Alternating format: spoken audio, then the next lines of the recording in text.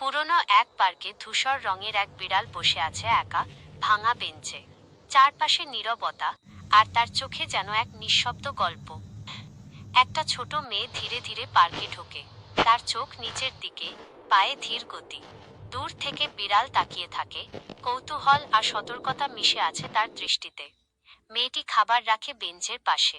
বিড়াল ধীরে ধীরে কাছে আসে, যেন বিশ্বাসের প্রথম পদক্ষেপ। তারা একসাথে বসে থাকে, কেউ কিছু বলে না। তবু সেই নীরবতায় জন্ম নেয় এক বন্ধুত্ব। হঠাৎ আকাশ কালো হয়ে আসে, ঝড় শুরু হয়। মেয়েটি দৌড়াতে থাকে, আর তার ছোট্ট পুতুলটা পড়ে যায় পিছনে। বিড়াল আবার একা হয়ে যায়। ঝড়ের মধ্যে সে চুপচাপ তাকিয়ে থাকে, যেন কিছু হারিয়ে গেছে। সে পুতুলটার পাশে গিয়ে বসে, ভিজে পুতুলটাকে আগলে রাখে, যেন কোনো মূল্যবান কিছু রক্ষা করছে।